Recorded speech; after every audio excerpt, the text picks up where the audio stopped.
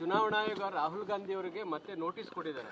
ನೀವು ಪ್ರಸ್ತಾಪ ಮಾಡಿದ ದಾಖಲೆಗಳು ನಾವು ನೋಡಿದ್ವಿ. ಅದರಲ್ಲಿ ಶಕುನ್ ರಾಣಿ ಅಂತಕ್ಕಂಥವ್ರು 2 ಸರಿ ವೋಟ್ ಹಾಕಿದ್ದೀರಾ ಅಂತ ನೀವು ಪ್ರಸ್ತಾಪ ಮಾಡಿದ್ರಿ. ಅದೇ ನಮ್ಮ ಪ್ರಕಾರ ಒಂದೇ ಸತಿ ವೋಟ್ ಮಾಡಿರೋದು. ನಿಮ್ಮ ಹತ್ರ ಇರೋ ದಾಖಲೆ ಕೊಡಿ ಅಂತೇಳಿ ಮತ್ತೆ ಒಂದು ನೋಟಿಸ್ ಕೊಟ್ಟಿದ್ದಾರೆ. ಅದೆಲ್ಲ AICC ಅವರು ಮತ್ತು PCC ಪ್ರದೇಶ್ ಕಾಂಗ್ರೆಸ್ ಸಮಿತಿಯವರು ನೋಡ್ಕೊಳ್ತಾರೆ. ಏಕೆಂದರೆ PCC ಅವರು ಹೋಗಿ ಅಲ್ಲಿ ಕಂಪ್ಲೇಂಟ್ ಕೊಡೋದನ್ನು ಮಾಡಿದ್ದಾರೆ ಸ್ಟೇಟ್ ಎಲೆಕ್ಷನ್ ಕಮಿಷನ್ಗೆ. ಅವರು PCC ಅಧ್ಯಕ್ಷರಿಗೂ ಕೂಡ ಕೆಲವು ಕ್ಲಾರಿಫಿಕೇಷನ್ಸ್ ಕೇಳಿದ್ದಾರೆ. ಅದನ್ನು ಅವರು ಕೊಡ್ತಾರೆ. ನಮ್ಮ ಅಧ್ಯಕ್ಷರು ಏನು ಕ್ಲಾರಿಫಿಕೇಷನ್ಸ್ ಕೇಳಿದಾರೋ ಅದನ್ನೆಲ್ಲ ಕೊಡ್ತಾರೆ. ಅವರು ಬರೀ ದೂರು ಕೊಟ್ಟು ಬಂದಿದ್ದಾರೆ, ದಾಖಲೆಗಳನ್ನು ಸಲ್ಲಿಸಿಲ್ಲ. ಅಲ್ಲ, ಅದನ್ನೇ ಕೇಳಿದ್ದಾರೆ. ದಾಖಲೆಗಳು ಕೊಡಿ ಅಂತೇಳಿ ಸ್ಟೇಟ್ ಎಲೆಕ್ಷನ್ ಕಮಿಷನ್ ಅವರು ಕೇಳಿದ್ದಾರೆ ಅಂತ ಹೇಳಿದರು.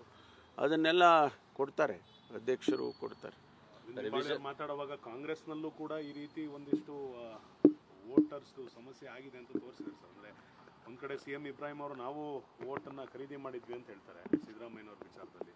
ಇದನ್ನು ಯಾವ ಥರ ನೋಡ್ತಾರೆ? ಅಲ್ಲಲ್ಲ, ಇದ್ರ ಬಗ್ಗೆ ನನಗಿನ್ನ ಹೆಚ್ಚಾಗಿ ಮಾಹಿತಿ ಇರೋದು ಮತ್ತು ಹೆಚ್ಚು ಒಂದು ರೀತಿಯಲ್ಲಿ ಅಧಿಕಾರ ಇರ್ತಕ್ಕಂಥದ್ದು ನಮ್ಮ ಪ್ರದೇಶ್ ಕಾಂಗ್ರೆಸ್ ಸಮಿತಿಯ ಅಧ್ಯಕ್ಷರಿಗೆ.